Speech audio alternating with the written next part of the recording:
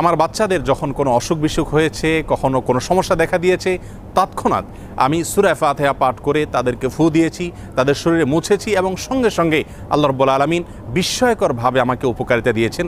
আর এরকম ঘটনা আমার জীবনে 2-4 বার নয়, বরং অগণিতবার ঘটেছে।